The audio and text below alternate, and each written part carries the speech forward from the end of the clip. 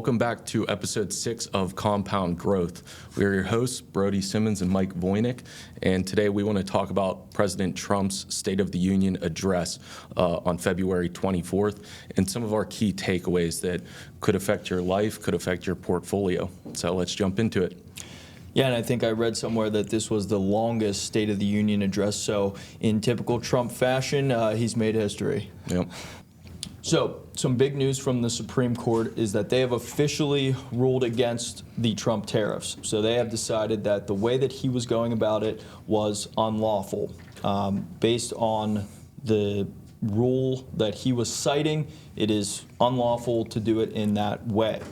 However, there have been talks that there are many other ways that Trump can impose these tariffs, and it seems as he has found a way to do so because over the weekend he imposed a 15% global tariff. And that, based off of what he's using, can only last for 150 days. But then there has been other news that says if that period ends, that 150 days, he can end those tariffs and then restart again with a new 150 days. So this could potentially go on in perpetuity unless he figures out another way to do so. Yeah, and I believe he started that tariff at 10% with plans to eventually jump that up to 15%. So at some point, that's his game plan. So what does the reversal in tariffs mean?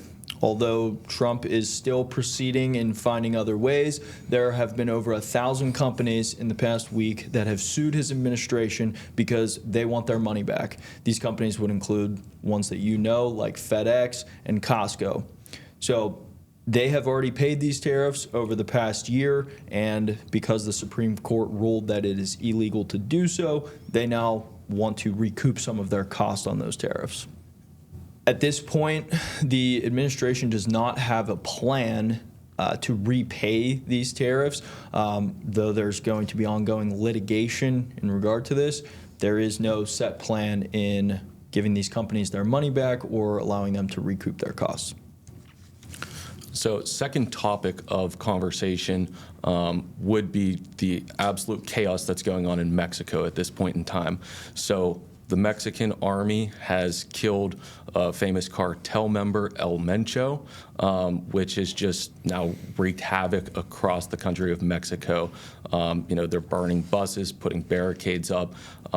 It's an all-out blowout in Mexico at this point in time. So it's a state of emergency in the country where all U.S. citizens are pretty much locked down. Flights are being canceled. So this is, I'm sure you've seen on the news, but a major headline. So if you have plans of traveling to Mexico over the next couple months, you may want to look elsewhere. So in Trump's speech, he focused heavily on border control as he's done in the past. And it's actually now a state of emergency for our southern border to be locked down, which it has been in the past, so that, these cartel members, this havoc doesn't move into the states. Yeah, so Trump has always been, and everyone knows this, big on the border security, and this seems like it is more important than ever to create that hard border between the chaos that's going on down there and the United States.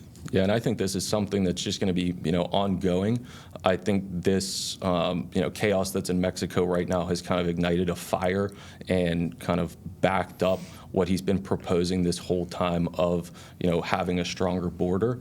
So I think it's going to be continued, but right now it's just, in the forefront more than ever before. Yeah, the cartel plays a huge part in basically the ruling over Mexico. The Mexican government is aligned with the United States. They're an official trade partner of the United States. So they're aligned with us, but as most people know, the cartel runs a lot of the aspects of daily life in Mexico. So it's going to be interesting to see who steps up as the cartel leader. I'm sure there's a lot of fighting amongst themselves right now. So this chaos could be continued for a period of time. Yeah, and what could this mean for your portfolio? Well, companies that use imports from Mexico, such as auto parts, agriculture, will be affected. Supply chains are going to be affected. So we can look for some volatility in companies that do utilize Mexican imports for daily business activities and for their sales. One sticking point from the State of the Union address that Trump is very serious on is a warning to Iran. So tensions have been increasing with Iran because the United States does not want them to have the capability of a missile of theirs to reach us over here. Obviously. Yep. So, and the other aspect of that is they do not want them to have the capability of enriching uranium. Now, if you can enrich uranium, you can create nuclear bombs, nuclear weapons, but also nuclear power. So one of the reasons why Iran is arguing their case for that is because they want to be able to create nuclear power and electricity. Yeah. But it seems like the U.S. government, Trump specifically, thinks that they are more focused on creating a nuclear weapon.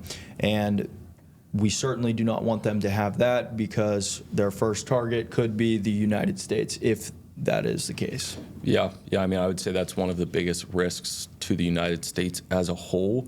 Now, there is a third round of negotiations in Geneva, so I think this gives an opportunity for some sort of resolution. But if that does not happen, then I think we can expect some sort of escalated conflict, and whether that comes in the next few days or the next few months, I think there's going to be some sort of answer here from the United States, I would say, in the very near future. Yeah, the U.S. has already been building up our forces outside of Iran. So we have ships and we have more military heading over in that direction. Now, these look like precautionary measures because nothing is happening yet. But in the coming days, we should see something happening here. And going back to June of 2025, we hit several of their nuclear sites, diminishing their capacity a little bit. But now it seems that they have been building these back up over the past couple months. Yeah, and I mean, on top of these ongoing negotiations with the U.S. and Iran, they have conflict within their own country, which we talked about in the last podcast as well, with just ongoing protests. So even their own citizens are, at the government's neck to, get this conflict figured out. And it's just going to be something that's continuing to ongo, but that's adding pressure to their government, along with the U.S. adding pressure. So I think something has to cave at some point here. Some sort of action is going to be taken. It's just a matter of when is that going to happen. It should be interesting to see some impacts that this may have on the market. Now, Iran has some oil production, although the U.S. does not purchase oil from Iran, and we also sanction other companies from buying oil from Iran. But there are trade routes and different supply chain disruptions that could occur if their country is in complete chaos. And this kind of all leads back to why I think Trump is so passionate about this, is because he is a big America First guy. So he's America First on tariffs. That's why he's imposing these tariffs. He wants a level playing field for that. And he's also America First when it comes to the safety of the country. So we want to stop this and nip this in the bud before they have any capability to be a potential aggressor toward the United States. So if we can nip that in the bud, then we should protect ourselves a good deal from Iran. So how does this kind of tie into your portfolio, what you're seeing on your statements thus far in Q1 of 2026? There has been just ongoing volatility. There's trade conflict, there's security conflict, energy conflict. So what we've seen so far is kind of what we expected, that is leaking over from last year as well, of just volatility. The S&P 500 point to point from start of the year to now is almost flat, but at points it was up over 2% and down more than 2% as well. So we have seen volatility tied to these conflicts. So the NASDAQ, a tech-heavy sector, is down 1.6%. The Dow Jones, that a lot of people look at to base their market performance on, is up 1.6%. So we're kind of seeing scattered results across the board through the major U.S. indices up to this point. And I'd say most advisors, most economists are just expecting volatility this year tied to these major conflicts. And what should you be doing to alleviate some of that risk is what we stated in the last podcast, staying diversified. You don't want all of your investments moving in one direction. You don't just want to have one index in your portfolio. You want to have a lot of different sectors, a lot of different market caps, so that you are getting broad exposure to the market, and you have less risk tied to whatever might be happening with energy trade. So that's, I'd say, a key factor for any portfolio right now is just staying diversified. Yeah, investors would feel this choppiness, and we think it's going to be continuing to be choppy throughout the rest of the year. Up 2, down 2, up 3, down 3.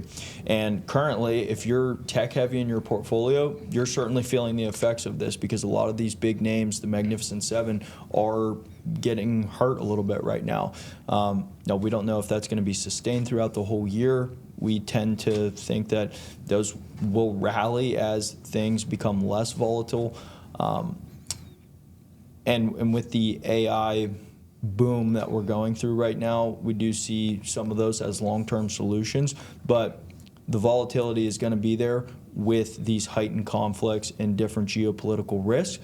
One of the things that you probably have heard of is the precious metal boom that has happened over the past 6 months.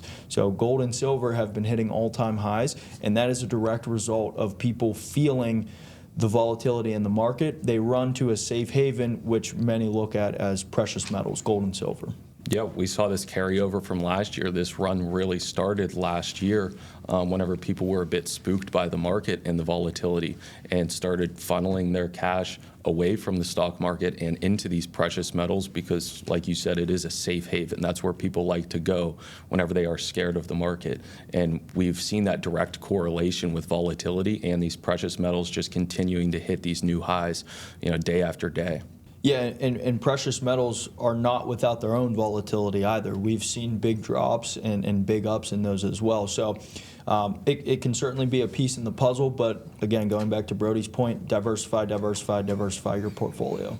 Yeah, I mean, throughout this year, there's going to be major headlines, most likely on a daily basis.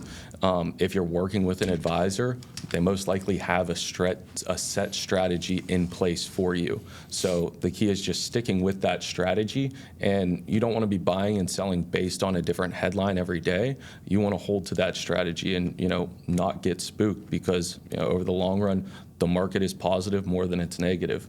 And I don't think there's any year where from start to finish there weren't days where the market is down. It's going to happen. So it's just sticking with your set strategy and knowing that past performance is hopefully going to pay off over time.